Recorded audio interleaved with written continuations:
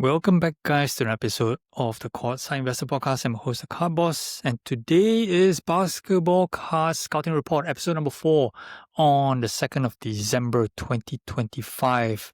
What's going on this week? We recently had Neo Cards and Comics on our podcast, and it was an interesting discussion. Obviously, Neo is famous for presenting the latest updates in news. He's what I call the pulse of the hobby.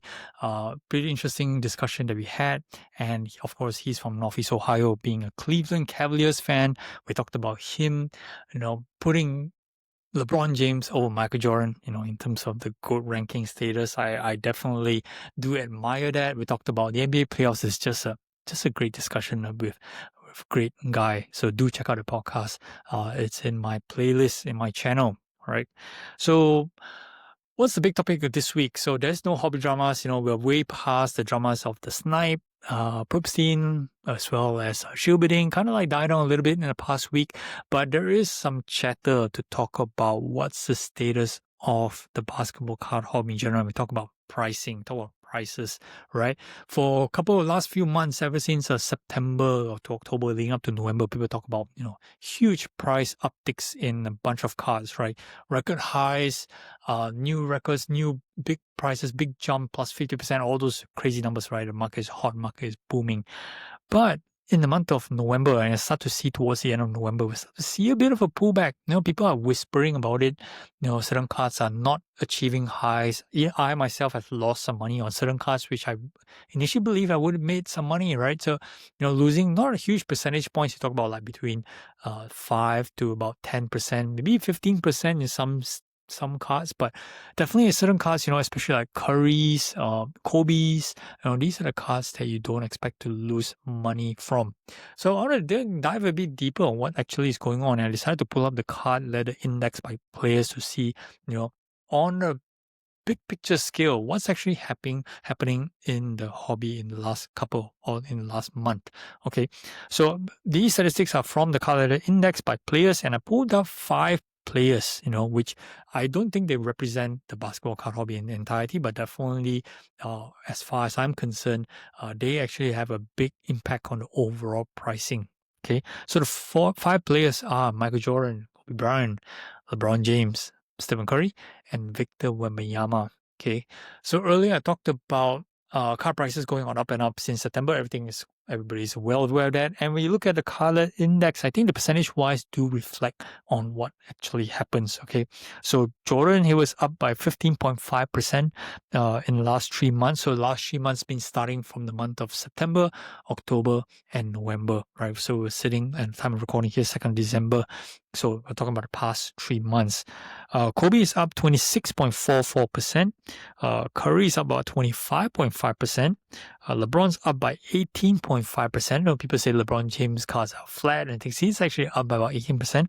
And Victor Wembanyama is the biggest winner here with 35.77%. And I think that a lot of you guys can really see some of Wembanyama's cards really taking a big leap in the last couple of months. So all these statistics kind of like corroborate on what we have seen in the market in terms of the auction results and things like that, right?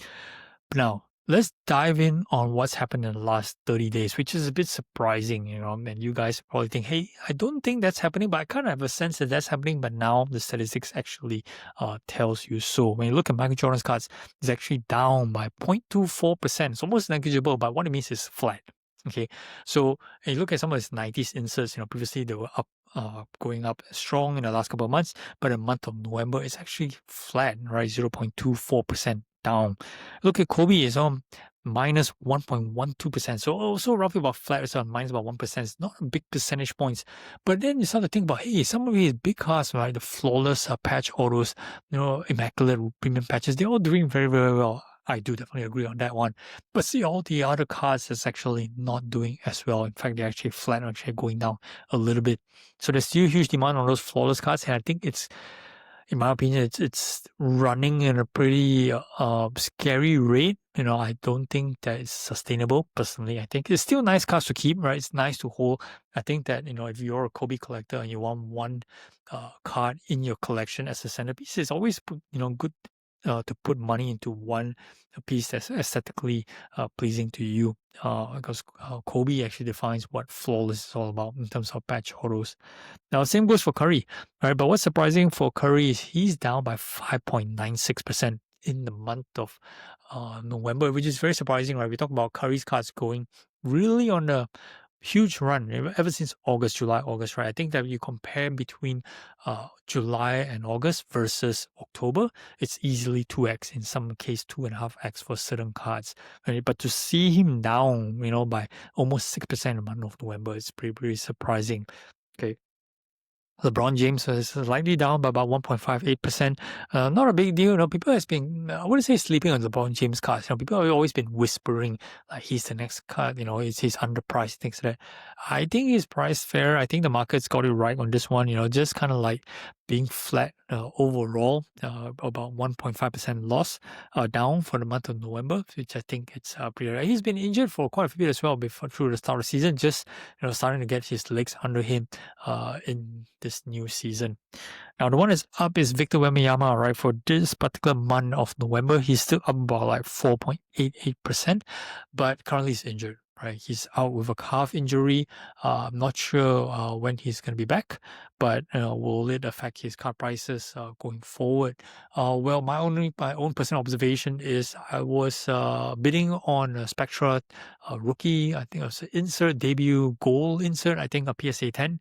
That was close. Auction actually closed for about like 2,400, which is very surprising given that a raw copy that sold in August was about, I think, $1,000 or 1,100. So normally you expect a PSA 10, especially the current PSA 10 environment, to do at least 3x. And for Wemby, given being how popular he is at the moment, $3,000 is definitely would have been the expected price, but it closed for a reasonable amount of 2,500. Who's all right? All right, so that's about stats. Moving on, next topic I have is about a book, a release of a new book, the 25 in 25, which is the 25 most iconic cards in the last 25 years, produced by my friend Adam Gray in partnership with GemRate, and it talks about the 25 most iconic cards in the last 25 years, which is put together by a survey with a number of experts as well as a general pool of people who replied to the survey. And it's an interesting list of 25 cards. You have number 1, which is Tom Brady Contenders, Stephen Curry as LeBron James Exquisite.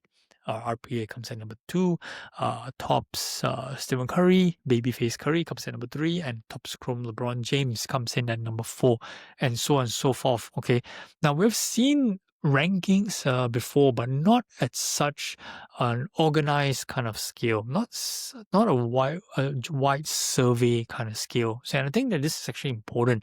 Now, the book itself, right? It's a nice book to have. I ordered one myself personally.